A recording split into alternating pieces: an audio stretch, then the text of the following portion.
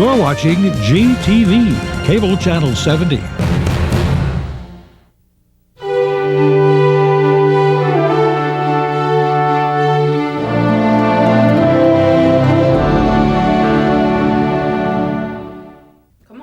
It's estimated that 1 in 10 U.S. families are directly affected by developmental disabilities.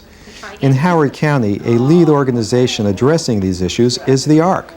Like its name, the ARC is a source of refuge and support. For 40 years, it's worked to improve the lives of children and adults with developmental disabilities. It also provides a vital lifeline of support to client families. The ARC has grown from a small group of parents to one of the county's largest employers. In 2002, the organization touched the lives of over 2,000 people. These services include respite care, vocational and day support, residential services, child care, social activities, and community services. To meet the county's growing need for services, the ARC recently renovated and expanded its headquarters on Homewood Road in Ellicott City. This modern building houses programs ranging from client training to services for people with severe and profound disability. How is the ARC of Howard County evolving? What challenges lie ahead? And how can you help this organization, which is helping so many others in the community? Hi, I'm Rich Krieg, host of On the Horizon, and with me in the studio today are Jacqueline Ring, Deputy Executive Director, ARC of Howard County, David Gold, and Arthur Gold. Welcome. Thank you. Thank you. Thank you. Jackie, let me start with you. Tell us what the ARC of Howard County is. Okay. The ARC is a membership organization that started, back in 1961 when a group of parents were concerned about lack of services in the county for their kids. There were no school services or anything at that time. And we provide services to children and adults with developmental disabilities, primarily mental retardation, but other developmental disabilities as well. And we are probably touching the lives of close to 2,000 people a year now. And we have a staff of about almost 300 employees. So we're also a major employer here in the county. And we provide a vast array of services, from residential supports so that people can live in their own homes in the community, to employment supports where people have jobs in the community, and we work with both the employer and people we support to make sure that that is a success. We also provide services to seniors. And then probably the other area where we're providing services, which is growing the fastest, is in family support services, where that's a wonderful service in that it allows us to do basically what a family needs to support their son or daughter or family member at home. And that could be anything from helping them find building modifications or car modifications, how to access funding, recreational, social supports for their son, daughter, family member.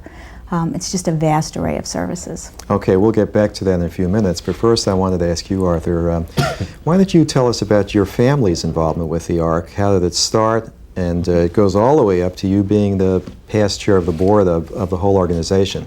But why don't you draw that out for us? My son David has just had his 28th birthday, and we have been involved with the ARC since David was about 15 months old. So we have a long history with the ARC.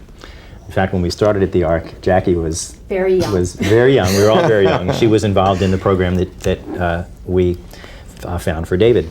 The program was a program that was designed to work with infants and toddlers to help to develop some of the skills that they lacked due to their developmental disability, to kind of give them an edge as they moved into their beginning school years. We lived in Baltimore at the time, and my wife primarily did a lot of research to look for a program that would be appropriate for David, and essentially the only program that she found was one that was run by the ARC of Howard. She had taken a time off of work at that time, so for several years, every day, Margaret and David used to drive into Ellicott City to the church on St. John's Church. Actually on 108. Right, 108, right, 108 and 29. And the program was lots of little guys like David, working on gross motor skills, language skills, socialization skills. David was involved in that program for some years. And then there was sort of a hiatus when we weren't really hooked up with the ARC for services when David entered school, because by that time public school systems were providing services for kids with special needs. But over those years, both my wife and I my wife first, for many years, had been very actively involved with the ARC. Margaret had gone through the entire board participation and in fact had been a past president of the board. When Margaret left the board, I was invited to join, which I did.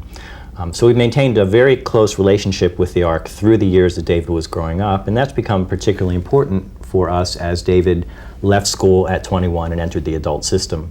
The adult system is not a system that provides the same entitlements that a school system does, so you really need to be aware of what's happening. You need to have the right resources as a parent and as a family to make sure that you get the services that you need for your child, and the ARC has been instrumental in helping us to do that over these years. Yeah, David, I'd like to get a picture of what your life's like now. And I know you've got an apartment now. I know you've got a roommate. I know his name is Jeff. Tell us a little bit about what that situation's like. Jeff's one of the best roommates you could have. I mean, he takes care of me. Ask my dad, I'll tell you. Where's your apartment? King's Contrivance, right next to the Village Center. Mm-hmm. So I go to the Village Center when I want to. I go bowling on Saturday. I line dance on Monday. I do fun timers on Thursday. I'm basically busy all the time. And I work, so... Well, say a little bit about the kind of work you're doing. I there. wash dishes all day long. Where do you work? Pizza Hut. So I like it. Now you have, I think you have a counselor who comes in from the ARC about... once a year. How many? Twice a day. Twice a day. Morning and evening. I mean, and she's wonderful. And what is her name? Karen Deacon. And what kinds of things does Karen do to help out and so on? Takes care of my breakfast. I mean, she does everything. She's amazing. We were very lucky to get her too. It sounds like it. And David's very independent. I mean, you're walking all over, you're working. Yeah.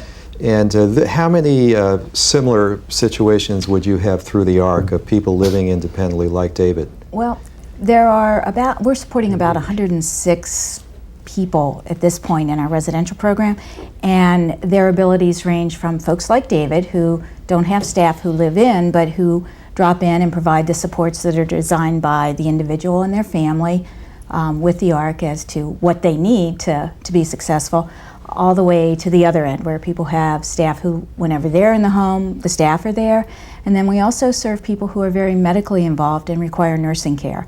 So we're doing the whole gamut of services in terms of residential supports, and they're really designed around the individual and what the individual's needs are. Okay. And when I think of the ARC, of course, I think of your facility out on Homewood Road in Ellicott City. Right. And I know that facility has been expanded and renovated. Talk a little bit about what's been happening at the ARC headquarters over the last couple of years. Well, actually, there is a very small program that is based out of our headquarters, but it only supports probably about 20 people there. We only support 20 plus people there who are folks who are more severely involved that we haven't quite figured out how to support in employment. The ARC believes very strongly that people should be in their community. And so the 160 plus people that we're supporting in employment, much like David, are out in the community. We're really very, very committed to full community life for individuals with developmental disabilities, whether that's kids going to school and playing on local softball and soccer teams to adults who are living and working in the community. I've heard the term inclusive community, and I think it's an important frame of reference. Ideally, how would the community be in terms of supporting people with developmental disabilities? Because it's not just the ARC, it's the entire community. Arthur, talk a little bit about that. It's a really good question, because for those of us who don't have developmental disability, living in a community is a fairly normal kind of a process to go about doing the things that we do in our community. And to me, that means when we get in our car and go to the store to go shopping or to go to the mall. And what we had always hoped, and I think parents like us have always hoped, that our children would achieve that same level of sort of comfort in the community, not only of being able to move through the community and take advantage of its resources, but also to be recognized when they go into the community. And one of the really exciting things for us as parents is that when we'll be out with David, and typically more people recognize David when we're in the community and say hello to him than they do say hello to us. He's much more well known in the community. So we might be walking in the mall or in a restaurant, and not infrequently someone will come over and say hello to David, which is very rewarding. And for us, that's sort of the signal that community inclusion is working. That That's David's why a we part. invited you today, because I knew David Oh, right. before. I just come along with David. But that's wonderful. There are also challenges, though. I mean, there are people in the community who may just not get it. But what sorts of things did your family contend with in the community that may not have been quite as helpful? I think for us, we're probably, because David is so independent and David can do so much on his own, that I'm not sure that we really ever experience those kind of difficulties. I think that many families do when their children have increasing needs, and it's harder to sort of make that integration work. But I have to honestly say that we really have not ever had to wrestle with that. That's quite a statement about Howard County and about David and about you. Really. I think it's very much a statement about Columbia / Howard County. We've been in Columbia for about 19 years. I grew up in Baltimore. That's where we first settled in. We made a move to Howard County because it was obvious that we were first looking for programs for David in terms of social and recreational activities. And there were virtually no programs in Baltimore City, where we were, and then Baltimore County, that were aimed at kids with special needs. And we looked at Howard County and found that between organizations like the ARC, the Department of Recreation and Parks, have wonderful programs for kids with special needs. David talked about his ghost program on Thursday nights called Fun Timers, Thursday nights. Yeah. He's been going to for years, where a group of people with disability get together and they plan their activities. They plan dances or dinners or nights out to the movies. He goes bowling on Saturdays through the Department of Recs and Park. I'll tell you that. He goes line dancing on Monday evenings through Parks and Rec. So the county, the attitude of the people who sort of moved to Columbia and have found themselves here, that gave us a big leg up. Yeah, and as you said before, you're working now, David, and yeah. I know you're working in Pizza Hut. What is that like? I enjoy it. I mean, it's better than staying home all day, I'll tell you that much. So I enjoy it. What do you like about it? I just enjoy it. Keeps me busy for once. I just enjoy it. I don't know what else. Nice people work there? Oh, yeah. So if you ever need, I mean, they're always there, so I tip my hat to them. They are just, I don't know what else to say. Who are some of the people you work with? They're just, I can't name them all right now. Well, who are some of them? I can't name them all. I swear. Too many to name. Too many to name. And I've heard along the line that there was a BMW job that could be opening, or some other work there. So What's that all about? I clean motorcycles, so I figure if they have I'll take it. So we'll see if that comes out, and then I'll go from there. Now, this is also part of an inclusive community. I know, Absolutely. for example, the Giant up in River Hill, the Safeway, Enchanted Forest, really proactively tries to get people involved who may have developmental disabilities. Should the community be doing more of that? Should there be more openings, or are you finding that that as far as people needing to have jobs like David, that they're out there? I think the jobs are out there. I think employers sometimes don't think about the fact that they may have a job and that somebody with a developmental disability could fill that need. We recently were at a gathering and presented our story very much like today, and an employer came up to me afterwards and said, "Jackie, I've known you a long time. I've never thought about hiring somebody to do the cleaning and to keep our retail store open and ready for the public." And although it's not a 8-hour-a-day, 5-day-a-week job, it's a start. And I think very often people we support move into the job market on a part-time basis and then expand into full-time employment. Much like David talking about, he may have another job at Bob's BMW. Right. Now, to give a context, the ARC is extremely successful in what it does, but there's a national ARC. Correct. And a state ARC. I think I've heard the figure there are about 140,000 people nationally in a huge number of chapters. But how does all of that fit together? We are all separate corporations, and we are affiliated with one another. The national organization does a lot of work with national legislation, and there are representatives from state and local organizations on that board of directors. And then the state organization is primarily an advocacy organization doing a great deal of legislative work here in Maryland.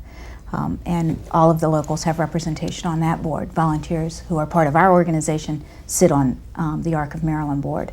So that we're all working together for movement of people with developmental disabilities to be full participating members in their communities. That seems to be the push for everybody. Right. I know these services are not inexpensive. I think your budget's in the $9 or $10 million range or thereabouts. Yeah. The lion's share of that comes from government. That's correct. And that's for residential and community service and so on.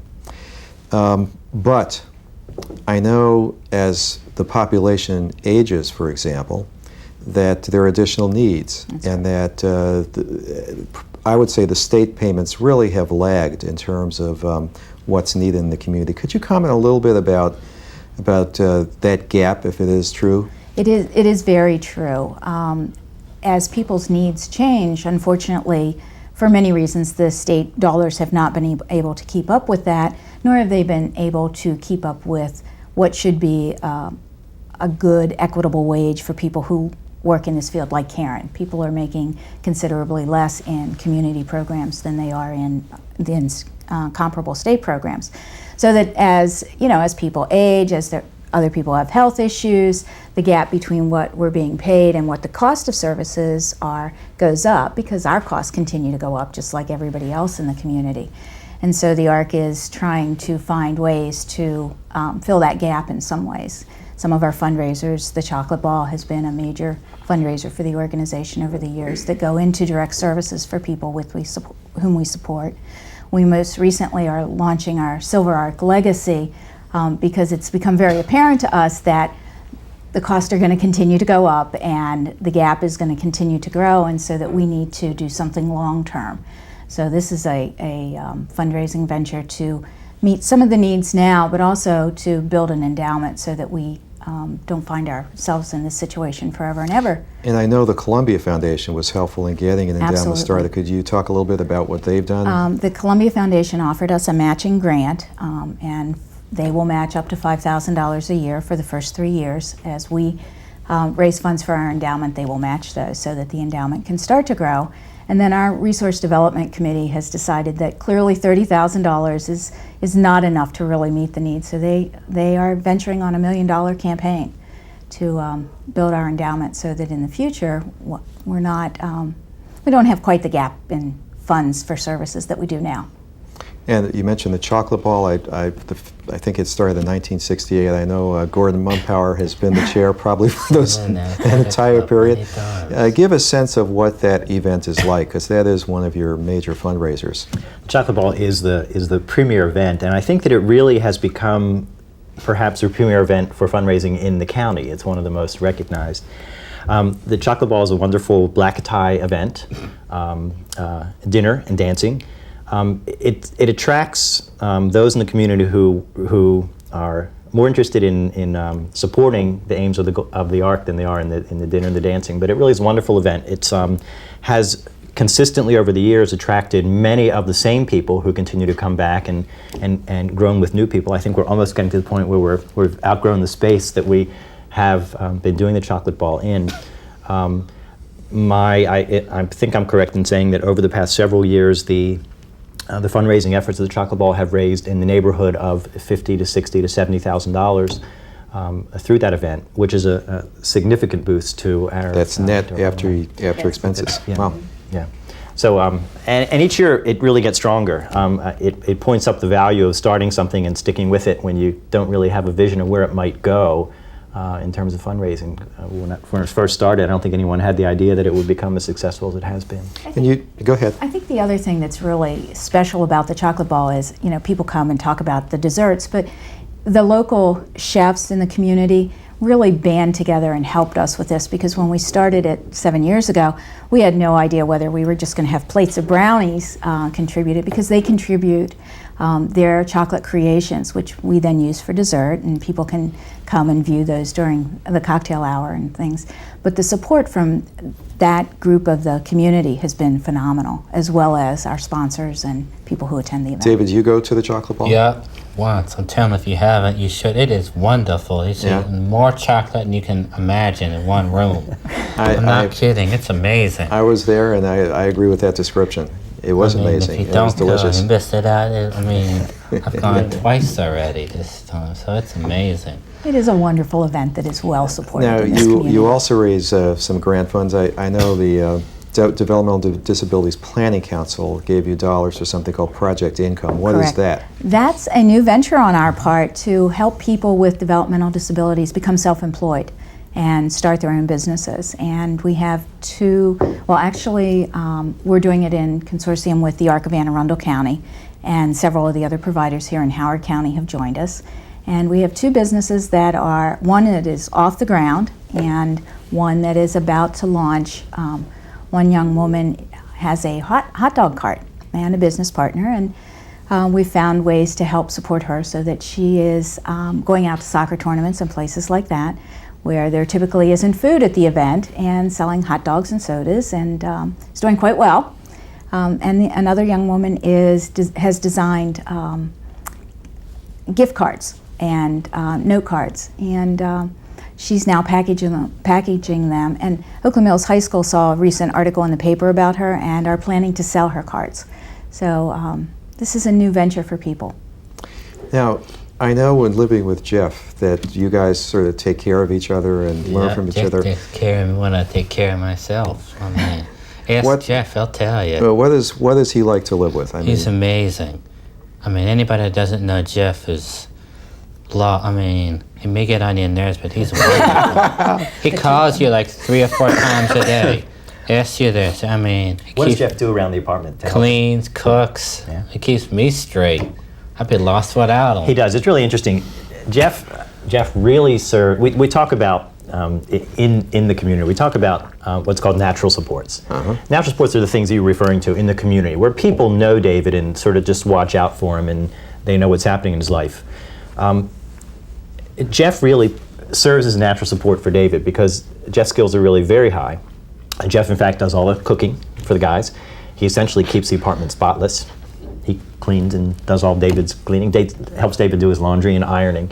And that combination of David and Jeff is kind of somewhat unique in the state, and especially when they first got together, they really represented a model that allowed the state to save a lot of money. Because it's pretty clear that if David weren't living with someone like Jeff, he'd be in a much more structured kind of a situation. And that would cost more to support staff and all that does that. But David and Jeff living together really make, the two guys together, make a really very independent kind of a team, and Jeff makes that possible. So in terms of independence, functional independence, this really is an example of sort of the high end. You mentioned, I think before, Jackie, there are 106 apartments or people in the community. There's 106 people spread out in about 50 different locations. 50 different locations. And the support structure is large. You're one of the largest employers in the county. Of course, they do other things besides that. Right. And I want to share with the audience that I think it was last year that you won the Nonprofit of the Year award from the Chamber of Commerce. Right. Thank you. Which I think talks about the quality and the name of the ARC in terms of what you do. But how is it that all of that gets administered? I mean, it's a large organization. Give us an idea of Kind what's of our structure inside the ARC, the inside? structure and how it functions. Okay, well, we have an administrative support team, which is made up of each of the program areas has a program director, and then we all come together. I'm the deputy exec, Carol Beatty is the executive director. We're governed by a volunteer board of directors, and then each program area will have administrative supports within their program. Coordinators who are the supervisors or the connection to maybe the staff who are working in the community. So it's all to sort of back up what's happening at the community level, by and large. Absolutely. The bulk of the people who work for the ARC, I think we're at almost 300 employees. The bulk of those people are direct support. Some of them, it is their full-time job. For some people, it may be a weekend job when the primary house counselor may be off. And then administratively, you know, like any business, because we are a business, there is an accounting department, a human resources department, but those are really very small departments compared to the rest of our... How can the community contribute financially is one. Absolutely. If someone wanted to make a donation or get involved as a volunteer, what phone number would they call? They would call 410-730-0638, and they can ask for me, and I can direct them to who they need to talk to.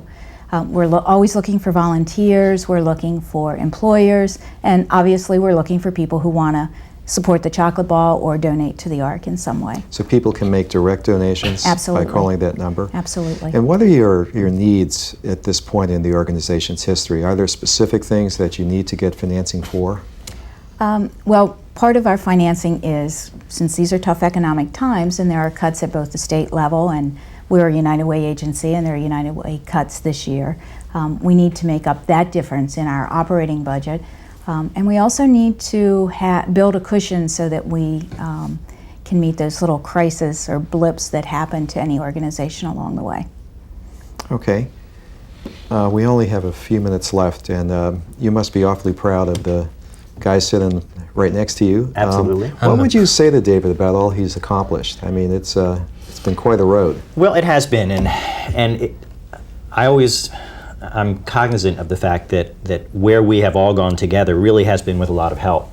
When I look at what the ARC, just the ways in which the ARC has helped us, and we essentially, David has been out of the house for 4 years, been in the apartment with Jeff, and at this point, Margaret and I both know that we're very comfortable that David is established and taken care of, and sort of systems are in place that make a safe and secure life possible for him, which means that every day it's sort of not our first need to be thinking about, is everything in place for David?